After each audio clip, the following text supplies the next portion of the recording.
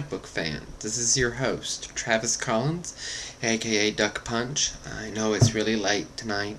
I have been sick as a dog most of the day, but here I am, another episode.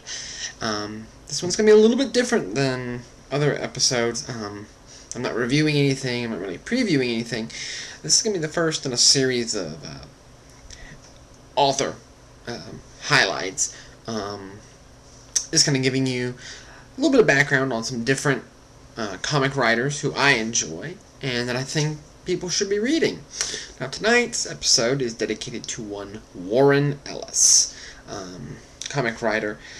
Does a lot of independent books, creator-owned stories. Warren Ellis is one of my favorites. To understand Warren Ellis, you have to understand one word: transhumanism. Now, for those that don't know what that means, that's the ideas, beliefs, philosophy that humanity, by their own gumption, can better themselves, can do things to themselves to become either spiritually, mentally, or physically more than human. Hence, transhumanism. Building yourself up to something greater. And so all of his work tends to sort of tend that way. Now, if you think that sounds really, really complicated, if you've ever watched the movie The Matrix or Inception, you're already pretty much familiar with very kind of watered down versions of this idea. So with that said, I've got 3 books here today that sort of highlight what I think of as the best of Warren Ellis.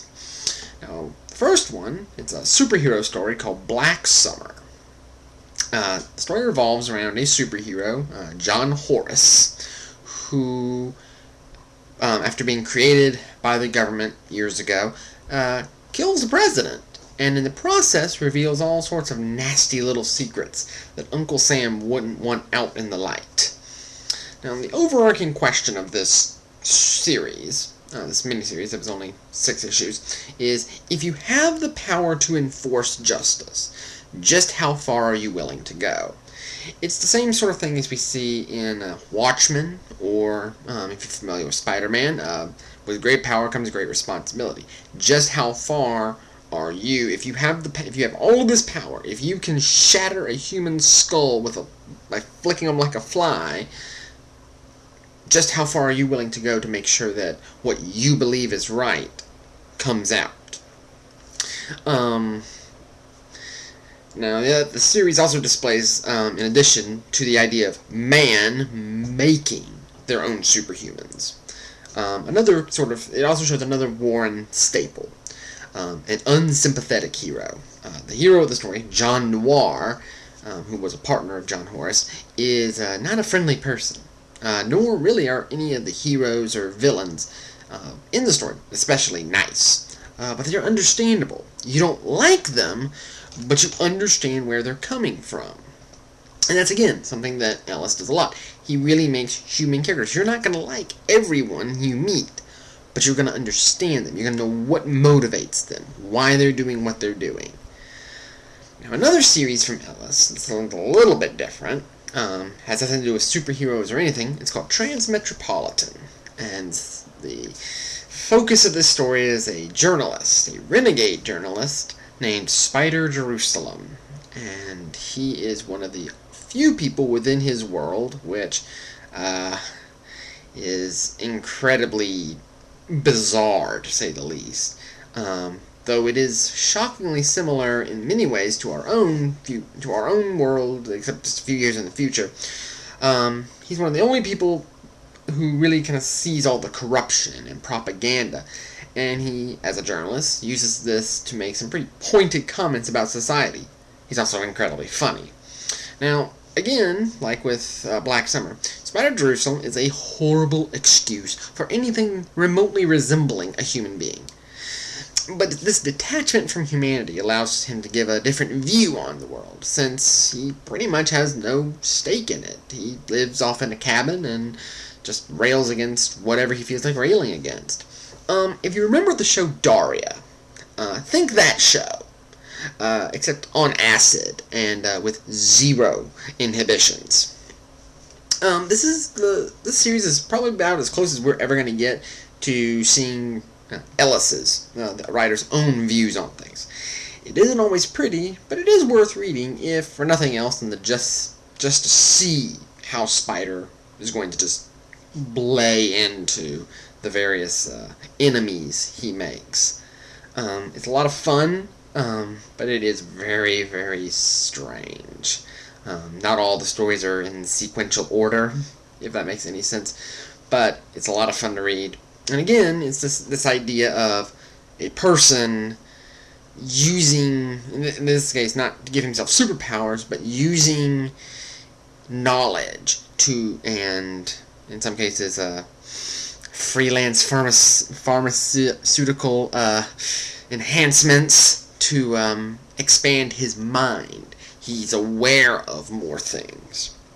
Now, the last book I'm going to talk about, and this is a personal favorite of mine, is Planetary. Now, this centers around a secret organization called, guess what? Planetary, that is seeking to investigate all the weirdness that goes on in the world, while at the same time they battle a mysterious organization bent on literally shattering the world and then making it into their own image. Now, of all of Ellis's books, this one is probably the most loved among most comic book fans. The best way I can describe it is X-Files with superpowers. This book is all about connections and mysteries. Every issue, you're going to get just a little bit of something, but you're not going to realize that you're getting it. It's a slow build. By the end of it, though, you will be able to go back to issue 1 and see where they laid the foundation for everything that's happened. Things that you didn't even think of as mattering suddenly are incredibly important. And that's sort of the fun of this series, is just trying to figure out just what the connection with everyone is. How are all of these characters connected? How are all of these events going to play together? What's going to be the end result?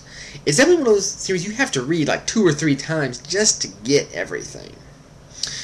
Now, of all the books highlighted tonight, this is probably the most difficult to understand, because there's so many different things that the reader doesn't know, or the characters don't know, and thus the readers don't know. There's so many little mysteries, but it also has the biggest payoff. The last 2 issues bring everything together, and it is the most engrossing. If you can dedicate yourself to this title, you will not be disappointed. So there you go, guys. Warren Ellis. He's a great writer. Right now he has 2 books out. He actually just finished the 3rd one. He did a run on Astonishing X-Men. Definitely a lot of fun, just really bad on shipping time. He has a book called Super God, which I reviewed the 3rd issue recently. A lot of fun there. Very weird, though. That's with most Ellis books. And another book, whose name I cannot remember right now, and I cannot be bothered to get up and look at the title, but it deals with a pirate in Victorian London who drives a flying electric-powered pirate ship. Whatever. Again, that's the sort of thing you expect from him. I'll be back tomorrow with my first set of reviews. I hope that you enjoyed this. And next Friday, we'll have another installment. I haven't decided who I'm going to highlight, but it'll probably be somewhat entertaining. See you guys later. Have a good night.